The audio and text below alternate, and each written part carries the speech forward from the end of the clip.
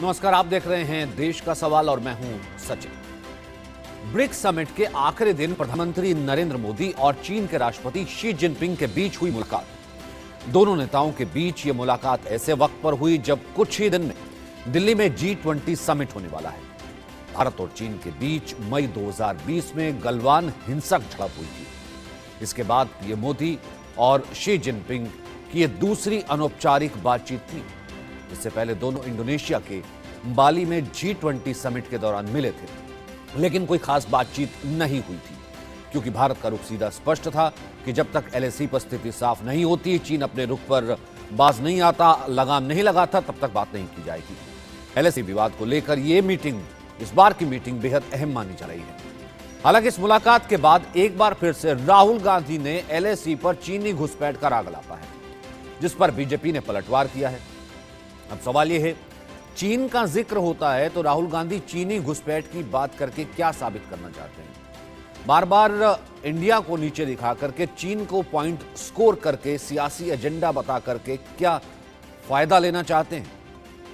या फिर राहुल के दावों में कोई ऐसा दम है जो कि सवाल उठाना चाहिए और वो सवाल उठने चाहिए, और वो दम जो है यहां पर सामने लाया जाना चाहिए, सिर्फ लफ्ज़ी नहीं। सबसे पहले देखते हैं कि क्या कुछ बयानबाजी हुई।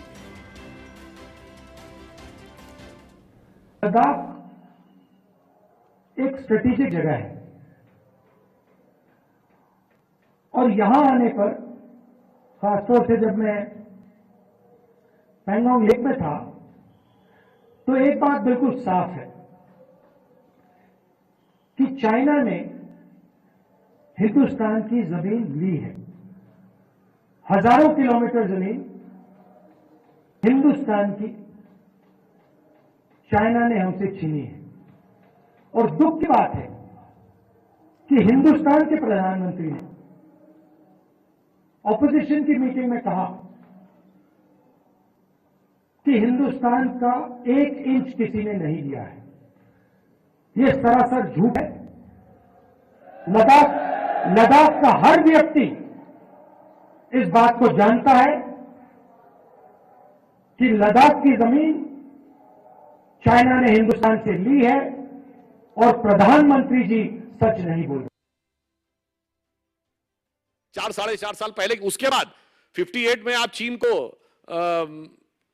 संयुक्त राष्ट्र संघ में लाने की वकालत करते हैं। फिर मार्च 59 में आप दलाई लामा जी को भारत में शरण देते हैं और अप्रैल 1960 में माओ का भव्य स्वागत होता है और 5 दिन वो दिल्ली में रहते हैं। और दिसंबर 1960 में भी नेहरू जी ने चाइना की परमानेंट सीट के लिए वकालत की, जबकि आपके विदेश सचिव ने अपनी रिपोर्ट में लिख दिया कि कब्जा कर लिया है। तो इसलिए मैं कह रहा हूं, कब्जा है, मगर बकौल नेहरू सरकार के विदेश सचिव के 3 फरवरी 1958 से। वहीं मोदी और जिनपिंग की मुलाकात पर विदेश सचिव विनय क्वात्रा का क्या कहना था, सुनते हैं। The colleague from the DD asked about the formal interaction or the formal meeting. Look, as I read out to you, it was a conversation with President Xi Jinping, and as I said, on the sidelines of the BRICS summit, Prime Minister had interaction with other BRICS leaders, and in that conversation with President Xi Jinping, Prime Minister highlighted India's concerns at the unresolved issues along the LAC in the western sector of the India-China border areas. तो बकायदा विदेश सचिव ने इस चीज को बताया। चीन के आग्रह पर चीन की तरफ से कहा गया था कि मुलाकात करनी, क्योंकि चीन को यह समझ में आ गया कि भारत के बिना अब बात बनेगी नहीं। किस तरीके से भारत से जो है LAC पर विवाद बढ़ा करके वो घुटनों पर आना पड़ा उसको, क्योंकि उसके यहां से बिजनेस पूरा ठप हो गया। अमेरिका ने भी उसको 2 आंख दिखा दी। इस कारण से शी जिनपिंग को मालूम है कि भारत से बात करनी ही पड़ेगी और ये विवाद सुलझाना ही पड़ेगा। अगर यहां पर G20 में जाना है तो यही हुआ, चीन घुटनों पर आया, लेकिन विपक्ष इससे क्यों बौखलाया? तो देश का सवाल इन्हीं सवालों के साथ कि चीन घुटनों पर आया, राहुल को दिक्कत हुई क्या? दूसरा, चीन पर भारत का सच कांग्रेस को कबूल क्यों नहीं? तीसरा, चीन पर झूठ फैलाने से अपना वोट बैंक बढ़ाएंगे। चौथा, ब्रिक्स में बड़ी जीत पर किसको मिर्ची लगी? हमारे साथ तमाम मेहमान मौजूद हैं। हमारे साथ हैं एम्बेसडर सुरेश गोयल पूर्व डिप्लोमेट, रमन मलिक हैं बीजेपी के प्रवक्ता, डॉक्टर अजय उपाध्याय हैं जो कि कांग्रेस के प्रवक्ता हैं, विजय क्रांति हैं विदेश मामलों के जानकार। सबसे पहले रमन मलिक आपसे शुरू करना चाहता हूं। जब ये क्लियर कर दिया विदेश मंत्रालय की तरफ से कि चीन का आग्रह था, चीन की तरफ से बात की गई और पीएम ने स्पष्ट कर दिया कि एलएसी पर स्थिति जो है वो साफ होनी चाहिए, उसके बाद भी विपक्ष को ये सच, भारत का ये सच कबूल क्यों नहीं है? क्योंकि राहुल गांधी लद्दाख में खड़े होकर के, जहां पर चंद कदमों की दूरी पर चीन खड़ा है, वहां पर पब्लिक रैली में कह रहे थे कि हमारी हजारों किलोमीटर जमीन जो है लद्दाख की वो चीन ले चुका है, कब्जा कर चुका है। पीएम झूठ बोल रहे थे, नंबर एक।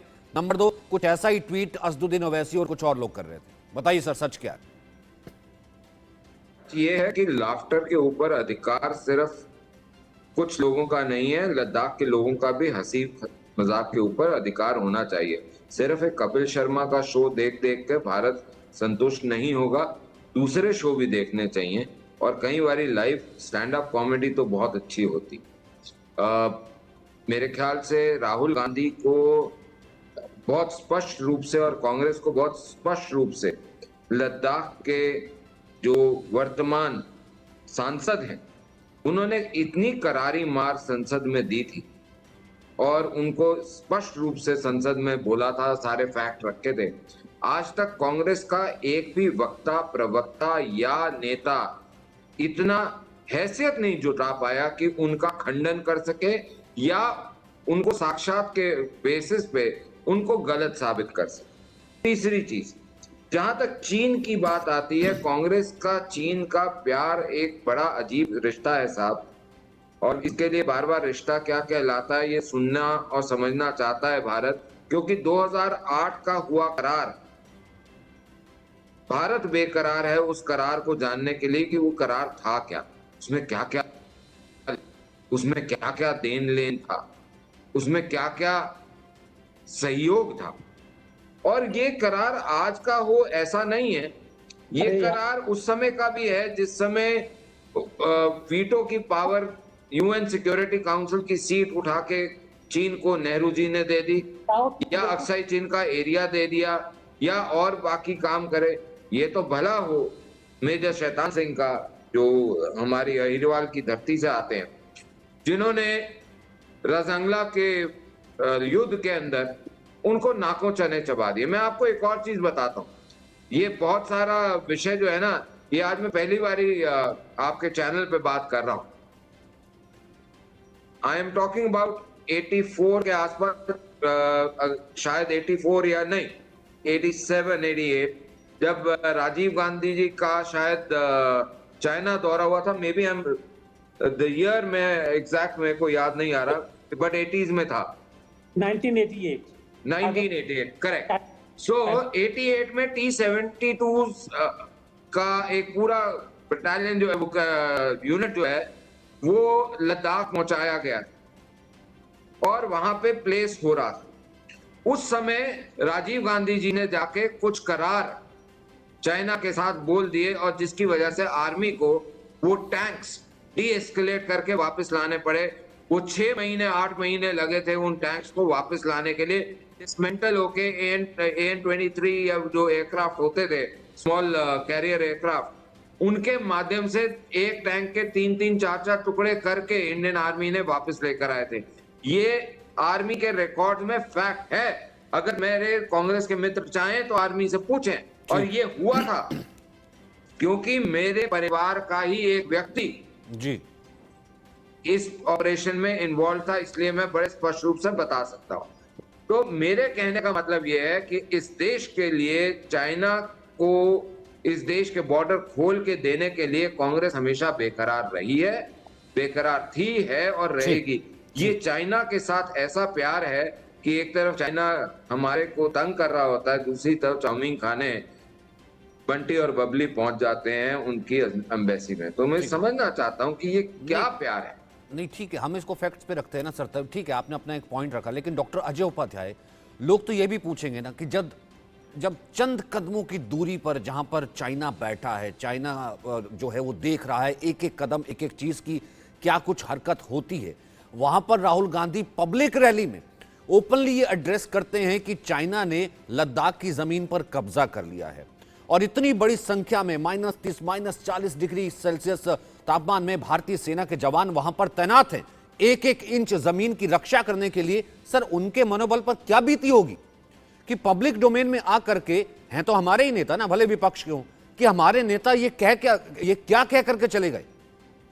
कम से कम हमारा मनोबल बढ़ाते।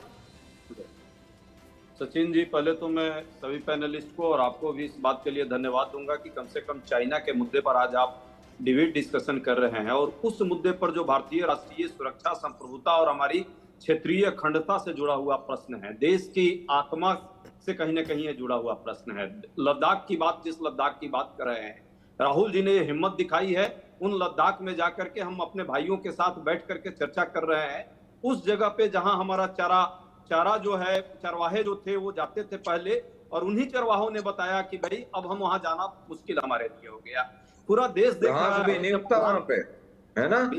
बीच में मैं नहीं बोलता, ये आदत आपकी बड़ी छोटी है। ठीक, अच्छा ठीक, रमन जी उनको बात पूरी करने देते हैं, ठीक है। अगर उनके पास फैक्ट्स हैं कुछ, अगर उनके पास कुछ फैक्ट्स हैं तो वो देश के सामने आने चाहिए ना। ठीक है, एक सेकंड हम देख लेते हैं।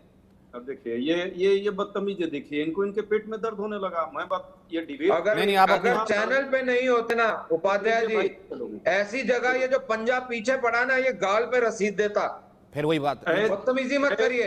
देखिए कमीनापन इस आदमी का, ये कितना घटिया है। अरे फिर वही बात है, देखिए ऐसा है कि ये गाली गलौच इस भाषा में, आप यहाँ चीन पर डिबेट करने बैठे हैं। Please please please please please, ये मंच नहीं है इस तरह की भाषा का। प्लीज प्लीज आप दोनों, मुझे आप दोनों की आवाज म्यूट करनी पड़ेगी। फिर क्या ये लोगों ने यही कर रखा है? मैं ऐसी डिबेट में नहीं बैठूंगा साहब, आदमी के साथ मैं डिबेट नहीं करूंगा। रमन मलिक आदमी के साथ मैं डिबेट नहीं करूंगा। आप इसको डिबेट नहीं, ठीक है, नहीं ठीक है।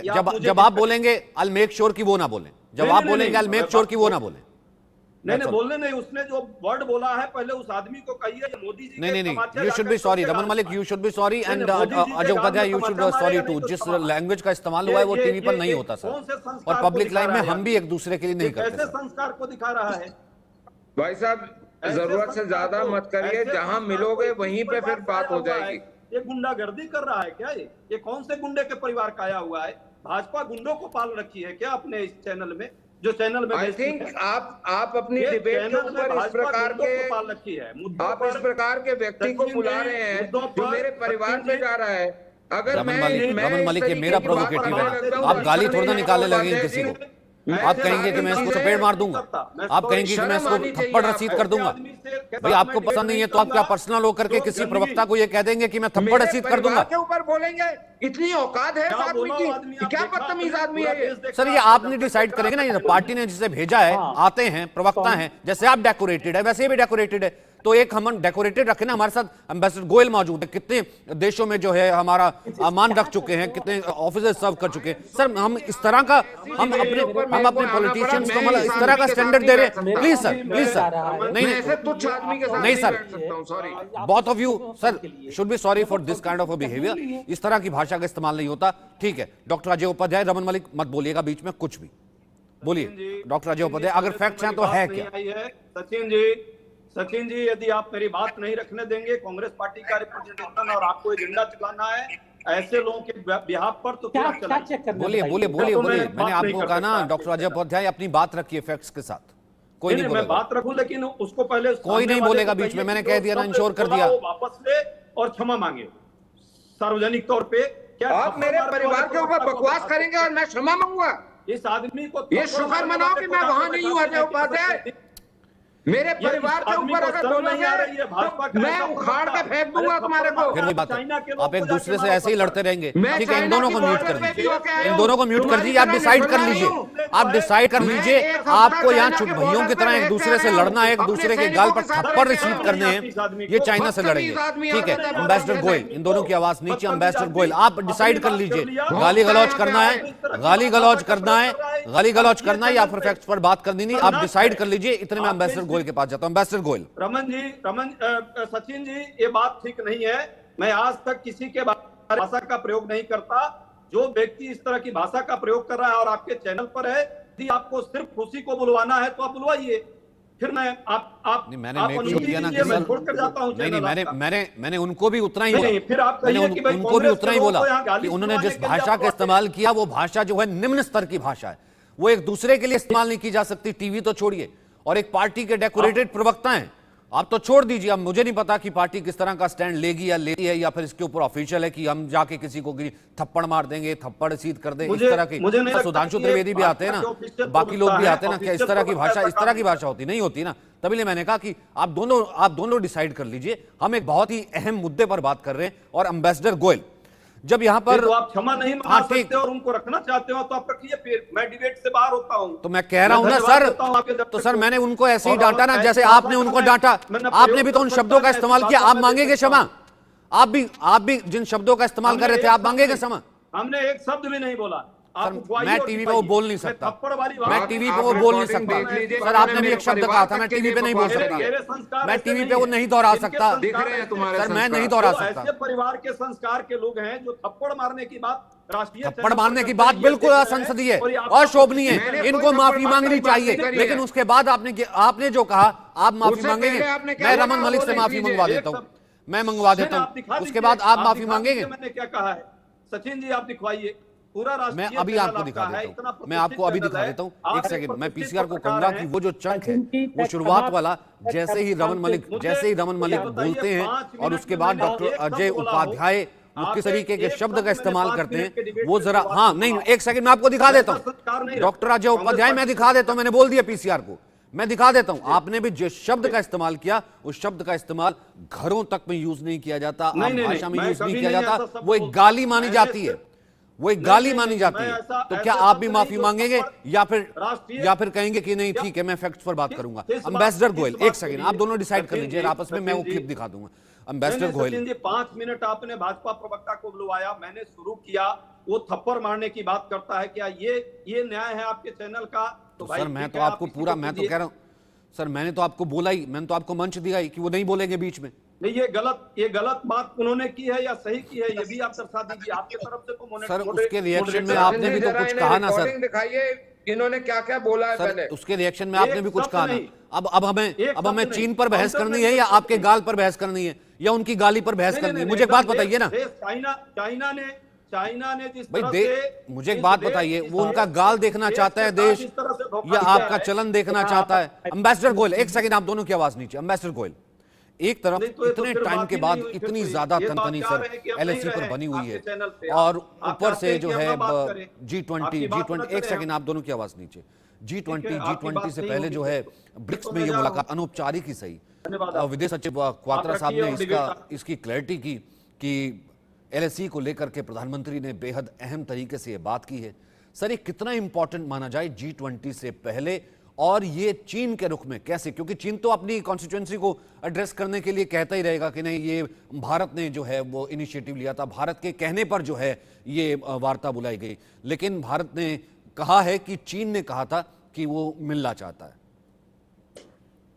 देखिए ऐसा है कि इस तरह के जो ये रिमार्क्स आते हैं या रिपोर्ट आती है, इनके बारे में ये कहना बहुत मुश्किल हो जाता है कि किसने क्या कहा, किसने रिक्वेस्ट किया, कोई रिकॉर्डिंग नहीं होती है। यहाँ पर भी जहाँ तक मैं देख पाया हूँ टीवी स्क्रीन पर, वो चलते चलते प्राइम मिनिस्टर मोदी और प्रेसिडेंट शी जिनपिंग वो आपस में हाथ मिला करके बातचीत कर रहे हैं। अब बातचीत हुई है, डेफिनेटली बातचीत हुई है, लेकिन बातचीत पर किसने क्या कहा है इसके बारे में कहना बहुत मुश्किल होगा। इससे पहले जब ये शंघाई कोऑपरेशन ऑर्गेनाइजेशन की मीटिंग हुई थी, तब भी ऐसा ही किस्सा हुआ था कि चलते फिरते मिले वहां पर, फिर उसके बाद में हाथ मिलाया, ये हुआ, और बाद में रिपोर्ट आई कि बातचीत हुई। तो ये बहुत मुश्किल है कहना, लेकिन मैं इतना जरूर कहूंगा कि जो भी रिमार्क्स आए हैं, जो कि शी जिनपिंग जो ऑफिशियल चाइनीज फॉरेन मिनिस्टर की स्टेटमेंट आई है कि मीटिंग हुई, उनकी रिक्वेस्ट पर हुई, हमने ये डिसाइड किया है कि अपने अधिकारियों को हम आदेश देंगे कि वो जल्दी से जल्दी इस डिसएंगेजमेंट की और डी एस्केलेशन की प्रोसेस को, प्रक्रिया को पूरा करें। ये एंटिसिपेटेड है, एक्सपेक्टेड है, इसमें कोई नई चीज नहीं है। इसी तरह से जो प्रधानमंत्री कहते हैं कि, या जो रिपोर्ट कहती है, मुझको नहीं मालूम कि प्रधानमंत्री जी ने क्या कहा, लेकिन जो भारतीय न्यूज़पेपर की रिपोर्ट कहती हैं कि उन्होंने ये कहा कि इसको सॉल्व किए बिना हम और किसी मुद्दे पर बात नहीं कर सकते हैं, एलएसी से डिसएंगेज होना जरूरी है, ये हमारा स्टैंड है और उन्होंने हमारा स्टैंड रिपीट किया है ये। तो मेरा ख्याल है इसके ऊपर बहस करना कि किसने क्या कहा और क्यों कहा, इसके कोई मायने नहीं है, क्योंकि इसको एस्टैब्लिश करना बहुत मुश्किल हो जाएगा। लेकिन जो फैक्चुअल पोजीशन है उसको हम बोल सकते हैं कि फैक्चुअल पोजीशन ये है कि डेमचोक और डेप्सांग में जो पोजीशन 1 साल पहले थी कोई पोजीशन अभी है, कहीं कोई एक तिल भर भी कहीं प्रोग्रेस नहीं है और ना ही कोई आसार दिख रहे हैं कि चीन पीछे हटेगा या डिसएंगेज करेगा। दरअसल चीन को एक बार कैलाश हाइट्स पर जब हमारी फौजें हटी, कैलाश हाइट से हटने के बाद में मुझको नहीं लगता कि चीन के पास कोई भी ऐसा प्रेशर है चीन के ऊपर कि वो डिसएंगेज करे।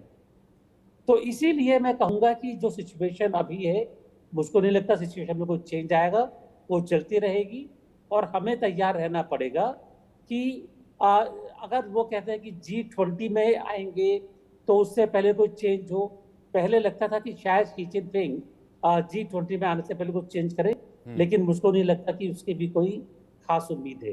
तो हमें ये मान करके चलना पड़ेगा कि इंडिया और चीन के बीच में जो टकराव की जो स्थिति है अभी, ये जैसी अभी है सितंबर तक भी ऐसी ही स्थिति बनी रहेगी और इसमें कोई चेंज होने की उम्मीद नहीं है।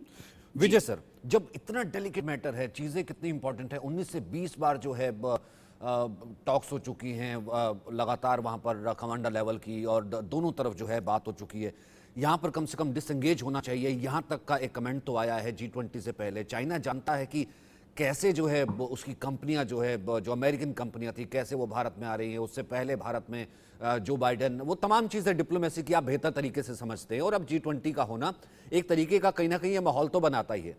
और लेकिन ऐसे में उसी देश में राजनीतिक दलों का या विपक्ष का ऐसी राजनीति के लिए भी मौजूद होना कि आप उसी जगह पर जहां पर बिल्कुल नजदीक बैठा है, जब डेप्सांग और पैगोंग जो है बिल्कुल तमाम इलाके, वहां से जाकर के कह देना कि चीन ने कब्जा कर लिया है, इतना आसान है इतने डेलिकेट मैटर पर, या फिर एक ट्वीट कर देना कि हमारा पीएम झूठ बोलता है।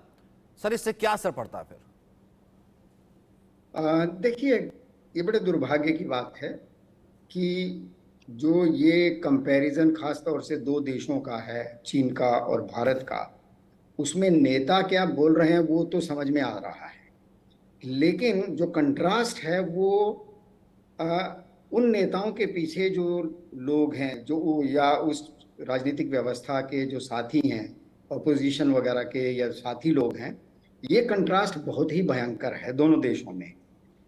शी जिनपिंग ऐसे देश से और ऐसी व्यवस्था से हैं जहां किसी की ज़रूरत नहीं है दो शब्द बोलने की, भले ही उनका राष्ट्रपति कितना भी बड़ा ब्लंडर क्यों ना कर दे। और भारत में हालत ये है कि ये जो इस वक्त बड़े दुर्भाग्य की स्थिति है कि जो ज़्यादातर विपक्ष है, और ख़ास तौर से दुर्भाग्य से जो राहुल जी हैं, वो उस मैच्योरिटी के लेवल पर आज तक नहीं आ पाए हैं कि वो देश की राजनीति और देश के जो दूरगामी हित हैं अंतर्राष्ट्रीय व्यवस्था में, विदेश नीति में, रक्षा नीति में, उन दोनों के बीच वो अंतर को समझ सकें। हम जो देख रहे हैं, भले वो ओवैसी हों और राहुल जी हों, इन दोनों में दुर्भाग्य से एक ही रवैया है, एक ही उसके पीछे कारण जो दिखाई देता है कि वो अपोजिशन में है, वो मोदी के सत्ता में रहने पर बहुत दुखी हैं, सवाल उठाएं और सदन में सवाल उठाएं, वो नीचे आकर के मोदी को झूठा कह दें। बात कहने को सर, मैं तैयार आपसे ये जानना चाह रहा था डिप्लोमेसी की, वो नीचे आकर के कह दें, लेकिन लद्दाख हाइट्स पर क्या इतनी नासमझी हो सकती है या फिर ये कैलकुलेटेड है? लद्दाख हाइट्स पर जाकर के ऑलमोस्ट ये कह देना कि चीन ने कब्जा कर लिया, मतलब कि ये कह देना कि मतलब कि भारत जो है वो हार गया है, चीन जो है जीत गया है, चीनी युद्ध जो है वो जीत चुका है, भारत जो घुटने जो हैं उसने टेक दिए, और पब्लिक रैली के दौरान उससे कौन सा वोट वो हासिल कर लेंगे ये कह के कि चीन ने जो पॉइंट स्कोर कर लिया लद्दाख में बैठ करके। देखिए, ये लद्दाख में ना चुनाव होने वाले हैं, कुछ स्थानीय चुनाव हो रहे हैं और राहुल जी वहां गए हैं अपनी पार्टी के लिए प्रचार करने के लिए, और उस प्रचार में अगर वो लद्दाख की राजनीति की बात करते, वहाँ के विकास की बात करते, वहाँ जो कुछ स्थानीय समस्याएं हैं उनकी बात करते, शायद उनका जाना बड़ा वाजिब लगता। लेकिन जो उन्होंने विषय ये उठा दिया है और भारत सरकार के बारे में जो भी वो जो कुछ भी वो बयान दे रहे हैं, मुझे लगता है कि इससे भारत की स्थिति चीन के साथ वार्ता में या अंतर्राष्ट्रीय मंच पर कहीं कमजोर होने वाली नहीं है। लेकिन इससे देश की राजनीति में राहुल जी को जो एक थोड़ा सा उनका रास्ता बनने लगा था, कि लगने लगा था लोगों को कि हाँ वो मैच्योर हो रहे हैं, इस तरह का बयान देकर उन्होंने अपने पैर पर फिर से कुल्हाड़ी मार ली है। और मुझे नहीं लगता कि ये यूं कहा जाए कि राहुल जी जैसे नेता को ये शोभा नहीं देता कि एक ऐसे मौके पर कि जब भारत का प्रधानमंत्री वहां दुनिया के एक मंच पर बैठा है, चीन के साथ बातचीत हो रही है या नहीं हो रही है, जितनी भी हो रही है वो एक बड़े एक क्रिटिकल सिचुएशन है, और वो ऐसी जगह से खड़े होकर बयान देते हैं कि जो पैंगोंग वाला जो इलाका है, जो बिल्कुल जहाँ से आप शोर मचाएं, ऊंचा बोलें तो वो चीनी पक्ष तक बात जाती है। उस जगह खड़े होकर मुझे नहीं लगता कि जो उन्होंने बयान दिया वो बहुत मैच्योरिटी दिखाता है। इसका उनको राजनीतिक नुकसान बहुत भयंकर होने वाला है। और जहां तक बीजेपी की बात है, मैं अभी कांग्रेस के प्रवक्ता, बीजेपी के प्रवक्ता जो भी उनका आपस में विवाद था उसमें नहीं पढ़ना चाह रहा हूं, लेकिन एक बात तय है कि इस तरह का जब बयान नेता देते हैं, वो भले ओवैसी हों और भले राहुल गांधी हों, वो किसी और का नहीं, अपनी पार्टी का, अपने जो उनके इतिहास है पार्टी का, अपने जो दूसरे नेता हैं उनके लिए वो स्थितियां पैदा खराब करते हैं। एक सवाल जो उन्होंने उठाया कि भारत सरकार ने या मोदी सरकार ने या भारत की सेना ने कब्जा करने दिया लद्दाख को, मैं पिछले 50 साल से भारत और चीन के रिश्तों का एक पत्रकार के नाते अध्ययन कर रहा हूं। और जब 1962 में लड़ाई हुई थी भारत की और चीन की, मैं उस वक्त 13 साल का था। उस वक्त जो खबरें छप रही थी अखबारों में, वो आज भी उस लड़कपन की उम्र से मुझे याद है कि भारत की जो रक्षा उद्योग है, जो सरकारी ऑर्डिनेंस फैक्ट्रीज हैं, जिनका काम था सेनाओं के लिए हथियार बनाना, गोला बारूद तैयार करना, कुछ ऐसी फैक्ट्रियों में उस वक्त बाल्टियां बनाई जा रही थी, क्योंकि हमारा जो रक्षा मंत्री कृष्ण मेनन थे उस समय, उन्होंने कहीं घोषित कर रखा था कि भारत को तो सेना की जरूरत ही नहीं है। तो ये जो लेवल है मैच्योरिटी का, वो आज ऐसा नहीं है, पहले भी ऐसा था। 1959 में जब खबर आई कि चीन ने 38,000 स्क्वायर किलोमीटर का जो इलाका है वहाँ ये अक्साई चीन का, उस पर कब्जा कर लिया है, आपको याद होगा उस पर भारत सरकार की प्रतिक्रिया क्या थी। प्रधानमंत्री नेहरू जी को जब रक्षा सचिव ने और जो उनके अपने सचिव थे ने खबर दी कि चीन सरकार जो है वो उन्होंने वहाँ सड़क बना ली है और वो हमें निमंत्रण दे रहे हैं, यानी बीजिंग में भारतीय दूतावास को चीन सरकार ने निमंत्रण दिया कि अक्साई चीन में 1200 किलोमीटर लंबी चीनी सड़क बना ली है, उसका उद्घाटन हो रहा है, उसमें आप आइए। और उस वक्त मालूम है हमारी जो सरकार है, उस वक्त प्रधानमंत्री थे, उनकी प्रतिक्रिया क्या थी? तब बयान ये गया था कि चीन से पूछा जाए कि उनके मजदूरों ने भारत से वीजा लिए बिना कैसे वहां पर सड़क बनाने का काम किया। नहीं सर, एक और भी होता है, मैं एक कमेंट जो है दोनों और मेरे मेहमान हैं उनसे लेना चाहता हूं, मैं वापस आपके पास आऊंगा। तो मेरा ये कहना है कि ये जो इमेच्योरिटी है, नहीं एग्जैक्टली सर, अभी तक सर एक इमेच्योरिटी भी है और दूसरा ये है कि ऐसी चीन से यारी क्या कि मतलब अपने देश को नीचे या अपनी देश की सेना को ही नीचा दिखाना पड़े। अब यहाँ पर गलवान में क्या हुआ था हम सभी जानते हैं, और उसके बाद से उसने सोचा नहीं था कि यहाँ से जो है अगर मैं कुछ इंच नीचे आ जाऊंगा देप्सांग में तो भारतीय सेना ऐसे रिएक्ट करेगी, क्योंकि ठंड आने वाली है, यहाँ तो यहाँ पर तो भारतीय सैनिक आएंगे नहीं, यहाँ पे तो मजबूत बेस बनाएंगे नहीं, यहाँ पर तो रुक सकता नहीं है। लेकिन उसके बाद क्या हुआ, ये बखूबी जो आप किसी के साथ, किसी फौजी के साथ बैठिए, आपको पता लग जाएगा कि भारतीय सेना का वहां पर क्या रुख है। और उनके बीच जाकर के आप कह रहे हैं कि नहीं चीन ने कब्जा कर लिया, चीन ने कब्जा कर लिया, चीन ने कब्जा कर लिया, ठीक है। और नरसिम्हा राव सरकार के वक्त तक तो एक तरीके का ये अनरिटन रूल था, ये खुद कहा जाता था कि बॉर्डर इलाकों में जो कि चीन के साथ लगते हैं इंफ्रास्ट्रक्चर डेवलपमेंट होगा ही नहीं। इंफ्रास्ट्रक्चर डेवलपमेंट नहीं होगा तो चीन को मदद मिल जाएगी इंच बाय इंच, जो कि उसकी पॉलिसी रही है जमीन कब्जा करने की, वही अब तक होता रहा है। ये है भारत और चीन भाई भाई का अब तक का कांग्रेसी प्रेम, ठीक है। मैं आना चाहता हूं रमन मलिक, आप कुछ कहना चाहते हैं इस पॉइंट के साथ कि कांग्रेसी प्रवक्ता हमारे साथ नहीं है, उन्होंने भी कुछ असंसदीय शब्द का इस्तेमाल किया था, वो आपसे माफी मंगवाना चाहते थे। मैं अपने उसी स्टैंड पर कायम हूं, आपने भी असंसदीय शब्द का इस्तेमाल किया था, आप भी उनसे माफी मांगते, वो भी उनसे माफी मांगते, मतलब एक दूसरे से कम अपोलोजाइज करते, हम अच्छे से दोनों को डिबेट पे रखते। लेकिन वो बीच में चले गए हैं। इसका मतलब ये नहीं कि अकेला एक ही पक्ष रखना मेरा मकसद है। अब आप बोलिए, क्योंकि इसका मतलब ये नहीं है कि आपने जो बोला उसके लिए हम एग्री हैं, आपने जो बोला वो भी ऑब्जेक्शनेबल था। ठीक है Raman Malik, now proceed to your point. मैंने जो बोला सचिन जी वो रिएक्शन था उनके कथनियों का। अगर आप रिकॉर्डिंग को दोबारा देखेंगे, चलो कोई आपके नहीं, दर्शक अब वो है, देखेंगे, अब वो है, मैंने भी जो अब वो है मंगवाई नहीं, अब वो है नहीं, मैंने जो कहना था कह नहीं, दिया। तो अब आप एक मेरे को अपनी बात पूरी करने दीजिए सचिन जी। मैं कभी भी अपनी मर्यादा से बाहर नहीं निकलता, लेकिन अगर देश का सवाल होगा और अगर देश के लिए कोई अपशब्द होगा या हमारे सेनाओं के लिए होगा या उसको विकृत तरीके से बात कर रखी जाएगी तो मैं उसको ऊपर झूठ के ऊपर बोलूंगा। लेकिन अगर वो सहन ना करा जाए और उसके लिए मेरे को बदतमीज और इस तरीके की संज्ञाएं दी जाएंगी तो मैं वो बर्दाश्त नहीं करूंगा। मेरी अपनी एक सेल्फ रिस्पेक्ट है, वो मैं खोने यहाँ नहीं आया हूं। ठीक है, अब आप आइए चीन पर। जहां तक बात गलवान की और चीन की है, मैं सचिन जी आपको बता सकता हूं कि मैं स्वयं उन एरियाज में चुशुल का एरिया हो या ये सोमरारी का एरिया हो, वहां से चुशुल तक जाने का जो एक बिल्कुल चाइना का एरिया लगता है और जिसमें राजांगला की जहां युद्ध हुआ था वो क्षेत्र भी है, मैं उसका पूरा एक तरीके से वहां पे 4 दिन घूम के देख के आया हूं। और मैं ये चाइना इनकर्जन के बाद आया हूं और उसके बाद जिस तरीके से भारत ने उनको मुंहतोड़ जवाब दिया, भारतीय सेना ने, यूनिफॉर्म ने, मैं उसके बाद की बात कर रहा हूं आपसे। मैं आज भी आपको बड़े स्पष्ट रूप से बोल सकता हूं कि ऑन रिकॉर्ड एक सांसद जब पार्लियामेंट के अंदर बोलता है तो वो ऑन रिकॉर्ड बात होती है, वो कोई हवा में कही हुई बात नहीं होती।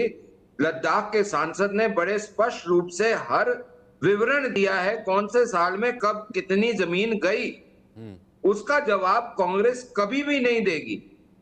और उसके अलावा जहां तक आप नरसिम्हा राव की गवर्नमेंट की बात कर रहे हैं, आज मणिशंकर अय्यर जो कि कांग्रेस के चहेते हैं, उन्होंने तो ये बोल दिया कि बीजेपी के पहले प्रधानमंत्री पीवी नरसिम्हा राव थे।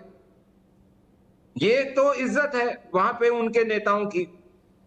उसके अलावा भी मैं आज आपको एक चीज बोल सकता हूं और बड़े डंके की चोट पे बोल सकता हूं, क्योंकि मेरे परिवार में से बहुत सारे लोग आर्म्ड फोर्सेस में रहे हैं। मैं खुद एयरफोर्स स्कूल का पास आउट हूं। मैं आज भी आपको एक चीज बड़े खुले तौर पे बोल सकता हूं, जिस तरीके से आज हमारा इंफ्रास्ट्रक्चर है और जो अंडर प्रोजेक्ट है, जो जंस्कार वैली के थ्रू रास्ता बन रहा है, we will have 24/7 365 day access to Ladakh and the northern borders, eastern borders of Ladakh. ये एक पक्का रिटर्न है। दूसरी चीज, अगर चाइना गलती से भी हिमाकत किसी भी उस पूरी रेंज में करता है, उनको हम जब मर्जी चाहें, बुलेट से नहीं, बुलेट से नहीं, प्लीज सुनिएगा मेरी बात ध्यान से, एक राइफल की बुलेट से नहीं, एक तोपखाने के गोले से मार सकते हैं। We are in such a position and I am very proud of my army, I am very proud of my defence forces. ये जो हिम्मत है, ये हिम्मत हमारी सेना में राजांगला के टाइम भी थी, लेकिन 62 में उनको दिखाने नहीं दी थी। जब राजांगला के टाइम ये हिम्मत 300 लोग एक पूरी की पूरी कंपनी को खत्म कर सकते हैं, जी। एक पूरी बटालियन को खत्म कर सकते हैं चीन की, बार बार ये प्रदर्शित करा है, तो आप कैसे बोल सकते हैं कि वो ले गए? नहीं, लेकिन वही तो बात है ना। और दूसरी चीज सर, एक सेकंड में कभी भी ओल्ड डॉक्यूमेंट्स का सहारा नहीं लिया गया और उसको विफल करा गया। जो महाराजा रंजीत सिंह से डोगराज ने जमीन खरीदी थी, उस डॉक्यूमेंट को कभी सामने क्यों नहीं लाने दिया था कांग्रेस ने? उसको कभी भी पार्ट ऑफ द एग्रीमेंट नहीं बनने दिया, उसको डॉक्यूमेंट ही गायब है। एम्बेसडर गोयल कुछ कहना चाहते हैं। ठीक है, आपको मैंने ले लिया। एम्बेसडर गोयल, आप कुछ कहना चाहते हैं, लेकिन मेरा सवाल एक ये है, एक तो ये कि इस तरीके की चीजें पहले अगर होती रही हैं, जो कि हमने देखा होती रही हैं, और कैसे चीन ने उसका धोखा दे करके हमारी जमीन पर कब्जा वो करता रहा है, और अब भी चीन ने कैसे डेप्सांग और किस तरीके से गलवान किया। एक तो ये कि हम फिर भी चीन का, या अब कई पॉलिटिकल पार्टीज फिर भी चीन का पक्ष लेती रही, इसके पीछे की वेस्टेड इंटरेस्ट आपको क्या लगता है कि क्या था? क्योंकि कहीं ना कहीं फिर डिप्लोमेसी पर भी इसका दबाव जाता होगा, नंबर एक। नंबर दो, अब बदले हुए वर्ल्ड ऑर्डर में क्या ये अफोर्ड कर सकता है चीन, जब G20 आ रहा है, कि वो इस तरीके के एंगेजमेंट को कैरी ऑन करता रहे? सचिन, मेरे को जरा थोड़ा समय दीजिएगा, क्योंकि जब मैंने अपना हैंड रेस किया था उस टाइम पर मैंने एक दो चीजें ऐसी सुनी थी जो मेरे को सही नहीं लगी कि हम एक पब्लिक मीडिया पर इस तरह की बातें करें। तो मैंने हैंड रेस किया था कि मैं उसमें थोड़े से अपने विचार रखना चाहता था। तो मेरे को जरूर जरूर सर, मैं उसके बारे में कुछ कहना चाहता हूँ। देखिए, ऐसा है कि मैंने 1978 में फॉरेन सर्विस ज्वाइन की थी। उससे पहले जो यहाँ के हालात थे, विजय क्रांति जी ने बताया कि जब 62 में युद्ध हुआ, मैं 13 साल का था, मेरी भी उम्र नहीं रही होगी, और मुझे अच्छी तरह याद है कि जब हम लोग सुबह सुबह उठ करके रेडियो आकाशवाणी पर खबरें आया करती थी तो केवल क्या लगता था, बुरा लगता था, सब कुछ लगता था कि ये सब क्यों हो रहा है। बहरहाल वो बातें अलग हैं, लेकिन एक चीज हमको घुट्टी में घोल करके सिखाई गई है, और वो ये है कि भारत की सामरिकी निर्णय के लिए कभी भी कोई ऐसी बात नहीं बोलनी है जो कि हमारे जो नेतृत्व हों, नेता हों, चाहे कांग्रेस के हों या बीजेपी के हों या एसपी से हो, कहीं से भी हों, क्योंकि प्रधानमंत्री होते हैं। जब भी हों, प्रधानमंत्री पूरे देश की तरफ से बोलते हैं। तो प्रधानमंत्री के निर्णयों के ऊपर आपत्ति उठाना, खासतौर पर ऐसे डिबेट में, मैं ये उचित नहीं समझता हूँ। इसको मैं ध्यान में रखते हुए मैं खाली एक दो चीजें कहना चाहूंगा कि जब 1962 में युद्ध हुआ, 1962 के युद्ध से 1957 से लेकर के 5 साल हमारे ऑफिशियल्स और चीन के ऑफिशियल्स में लगातार बातचीत चली है वर्किंग ग्रुप में, और जो वर्किंग ग्रुप के डॉक्यूमेंट्स हैं अभी भी आप पार्लियामेंट की लाइब्रेरी में देख सकते हैं। वो पूरे डॉक्यूमेंट मौजूद होंगे। उसमें जो हमारे हिस्ट्री के सारे डॉक्यूमेंट थे, एग्रीमेंट थे, जो रंजीत सिंह को जमीन दी गई थी, जम्मू एंड कश्मीर की हिस्ट्री, वो सारे डॉक्यूमेंट, क्योंकि हमने जब चीन से बातचीत की थी, हमने बात की थी अपनी हिस्ट्री के आधार पर, अपनी ज्योग्राफी के आधार पर। ये सारी चीजें वहां मौजूद हैं और सब दिखाई गई हैं उनको। लेकिन दो चीजें हैं जो हमको याद नहीं रहती हैं। 1962 से पहले, 1957 से पहले, 1955 के बाद जब चीन 1949 में आजाद हुआ और बांडुंग में हमारी बैठक थी, तो हमारा जो कैलकुलेशन है, मैं मानता हूँ गलती होती है, लेकिन हमारा जो निर्णय था ये था कि चीन और भारत दोनों एक साथ मिलकर के नॉन अलायंस देशों के रूप में, नए डीकोलोनाइज कंट्रीज के रूप में पूरे भारत में अपना, पूरे विश्व में एक नया रोल अदा कर सकते हैं। मैं जानता हूं कि हमने उस टाइम पर चीन को समझने में गलती करी, मानता हूं नहीं, लेकिन जो गलती हमने करी चीन को समझने में, उसके लिए ये नहीं है कि वो नेहरू जिम्मेदार थे या कृष्णा मेनन जिम्मेदार थे या कौन जिम्मेदार था। जब वो निर्णय लिए जाते थे वहां पर ऐसे निर्णय खाली एक आदमी नहीं लेता था, पूरी कैबिनेट और जो विपक्षी नेता हैं, एक चीज हुआ करती थी उस टाइम पर, सबको अपनी सहमति में लेना, सबसे बातचीत करना, ये सबकी सहमति से हुआ था। ये एक के कहने से नहीं हुआ था। ये तो एक उसको पॉलिटिकल गेम बनाना, एक राजनीतिक युद्ध बनाना मेरे ख्याल से लेकिन सर, यूएन की परमानेंट सीट के लिए एक नहीं दो बार जो एडवोकेसी कर देना, आप उस दुश्मन को पहचानते ही नहीं थे जो आपकी जमीन पर इस तरीके से जो है कब्जा ही करता चला जा रहा है। अक्साई चीन जो है उसने पूरा कब्जा लिया और अरुणाचल की तरफ बढ़ता चला जा रहा था, आप लेकिन उसके लिए एडवोकेसी कर रहे हैं। सर, ये परमानेंट सीट के लिए एडवोकेसी कब की गई थी, आप ये बताइए। परमानेंट सीट एडवोकेट, सुनिए, परमानेंट जो आप ये कह रहे हैं कि हमको ये सीट पहले ऑफर की गई थी और फिर हमने ये कहा कि नहीं, हम नहीं लेंगे सीट, ये चाइना को दीजिए, ये कहा जाता है कि नेहरू जी ने ये कहा। उसके बारे में कहीं कोई प्रमाण नहीं है। ये अटकलें हैं, अटकलें लगती रहती हैं राजनीतिक क्षेत्र में, बहुत अटकलें लगती है। लेकिन मैं इसलिए कह रहा हूं क्योंकि मैंने फाइलें पढ़ी हैं, कहीं कोई प्रमाण नहीं है कि नेहरू जी ने ये कहा हो। ये जो बातें शुरू हुई हैं, ये इंडो चाइना वॉर के बाद में शुरू हुई है। इंडो चाइना वॉर में हम चीन का रवैया देख चुके थे, तो मुझको नहीं लगता, अगर ये भी मेरी अटकल है क्योंकि कहीं कोई प्रमाण नहीं है, ये भी मेरी अटकल है कि नेहरू के मुंह से ये कहा गया है। पहली बात तो यह है कि क्या हम समझें कि कैनेडी ने हमको ऑफर किया था ये? नहीं, ऐसा कोई ऑफर नहीं है हमारे पास। तो हम किस आधार पर बात करें? तो देखिए, मैं ये कह रहा हूं, खास तौर पर पब्लिक डिबेट में हम अटकलें ना लगाएं, जो आधार हैं उसके ऊपर बात करें, और देश की एक डिग्निटी है उसका ख्याल रखें हम। ये मेरी आपसे प्रार्थना है बस। मैं प्रोफेशनल हूं, मैं राजनीतिक नहीं हूं, नहीं, लेकिन बिल्कुल हम चाहते नहीं सर आपके मुख से राजनीतिक चीजों को जानना, हम तो फैक्ट्स ही जानना चाहते हैं आपके मुख से, डिप्लोमेसी समझना चाहते हैं सर। आप तो मतलब हमारे गुरु हैं और हमारे टीचर हैं, हमेशा जो है इट्स एन ऑनर जब आप हमारे बीच होते हैं सर। बिल्कुल आप फैक्ट्स ही रखते हैं। मैं आपकी तरह एक इंसान हूं, मैं देशभक्ति की बात नहीं कर रहा हूं, मैं भारत की इज्जत की बात कर रहा हूं बस। बिल्कुल सर जी। विजय जो सब, सॉरी मैं भूल गया, जरा दोबारा कहेंगे एक बार? I am sorry. नहीं, मैं तो ये कह रहा था कि मतलब आप जब भी आते हैं सर, आप इतने डेकोरेटेड हैं, आपसे इतना सीखने को मिलता है। आप डिप्लोमेसी के अपने आप में चलता है एक इंस्टीट्यूशन है सर, ऐसी बात नहीं है। तो आप it's an honour, it's an honour, आप अकेले इंसान नहीं है। ठीक है, विजय क्रांति से एक कमेंट मैं ले लेता हूँ। विजय क्रांति जी, ठीक है, क्योंकि मेरा काम है सर, मैं पत्रकार हूँ, मुझे आंख कान सब खोल के रखना पड़ता है, तो मुझे सब तरह की बातें दिखती हैं, तो इसलिए मुझे सवाल पूछने पड़ते हैं। तो लेकिन विजय क्रांति जी, ठीक है, अब एम्बेसडर गोयल बात करते हैं फैक्ट्स की, आप भी बात करते हैं फैक्ट्स की एक पत्रकार के नाते, लेकिन मैं तो ये बात पूछूंगा ना सर कि अब से पहले ऐसा क्या वेस्टेड इंटरेस्ट रहा कि चीन के उन इलाकों में, अब हम ये कहते हैं ना DRDBO रोड जो है, या फिर इस रोड के बाद ही सारा जो है गलवान वाला वो शुरू हुआ, चुसुल तक जो है रोड पहुंच गई, उसके बाद ये सब चीजें शुरू हुई। अभी हम ये चीजें सुनते हैं ना, अब से पहले या 2014 से पहले या यूपीए तक जो है, ये क्या एक वेस्टेड इंटरेस्ट था कि चीन के बॉर्डर एरियाज में हमने इंफ्रास्ट्रक्चर ही डेवलप नहीं किया और वो कब्जा करता रहा? देखिए, ये एक गलती थी हमारी अपनी असेसमेंट की और पॉलिसीज की।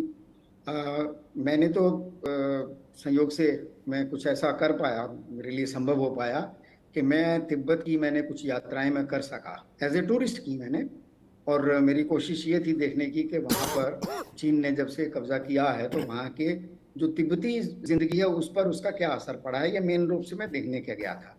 कुछ इलाकों में जहाँ मैं जा पाया, वहाँ एकदम जो क्लियर अंतर दिखाई देता है पॉलिसी का।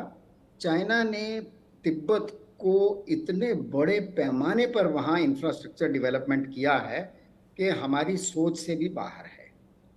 एक छोटा सा कंट्रास्ट दिखाता हूँ। 1992 में जब भारत और चीन सरकार ने फैसला किया कि भारत और तिब्बत बॉर्डर पर वो जो नेपाल इंडिया तिब्बत वो जो मीटिंग पॉइंट है वहाँ से बॉर्डर ट्रेड शुरू होगा, तब मैं इंडिया टुडे में रिपोर्टर था, मुझे भेजा गया उसकी रिपोर्टिंग के लिए। और मुझे कहा गया था कि एक दिन पैदल चलना पड़ेगा धारचूला से। लेकिन जब मैं धारचूला से चला तो मुझे 8 दिन लगे पैदल चलने में। मैं बहुत यंग आदमी था और मैं बहुत अच्छा चलता हूँ। 8 दिन लगे मुझे बॉर्डर पहुँचने में, और सड़क सचमुच में बड़ी भयंकर थी इलाका। रास्ते में फौजी मिले, मैंने उनसे पूछा कि भाई आपने सड़क क्यों नहीं बनवाते इसके लिए? तो बोले जी हमारी सरकार का फैसला है कि अगर हमने बॉर्डर तक सड़क बना ली तो चीनी सेना इन सड़कों का इस्तेमाल करके भारत में घुस आएगी, इसलिए सड़कें नहीं बनाते। उसका भारत को नुकसान हुआ। बॉर्डर के दूसरी ओर जब हमने देखा, मैं गया जब वहां देखा तो पूरा हाईवे, क्योंकि प्लेट्यू है वहां, तो वहां चीनी फौजियों के पास पजेरो जैसी गाड़ियां थी, क्योंकि वो सीधे लासा तक नॉन स्टॉप ड्राइव कर सकते थे और बहुत स्पीड से जा सकते थे। लद्दाख से लेकर अरुणाचल प्रदेश का जो 4000 किलोमीटर का रास्ता पूरा है, उसमें से 3800 से ज्यादा भारत के साथ बॉर्डर है। पूरे बॉर्डर में पैरेलल हाईवे चाइना ने बनाया हुआ है। टेंजेंशियल सड़कें लासा तक सीधी जाती हैं, और वो जो उनके पास वो सारा नेटवर्क है, हमारे पास नहीं रहा। तो लासा तक तो उसने ये मैं यूँ कहूँगा दुर्भाग्य था, हमारी पॉलिसी की गलती थी। लेकिन इस गलती को ठीक हुआ है जब ये मोदी सरकार आई। तो अगर मेरा काउंट सही है जो मैं पढ़ रहा हूँ, तो 72 सड़कें टेंजेंशियल जो ऊपर जाकर सीधी बॉर्डर तक जाती हैं, छोटी बड़ी सड़कें, वो बनी हैं। बहुत बहुत शुक्रिया आप सभी का मेरे साथ जुड़ने के लिए। सर वक्त इतना ही था, क्योंकि राजनीति के चश्मे से इतर जो है इन चीजों को जरूर देखना चाहिए। बहुत बहुत शुक्रिया आप सभी का मेरे साथ जुड़ने के लिए। छोटे से ब्रेक के लिए रुक रहे हैं।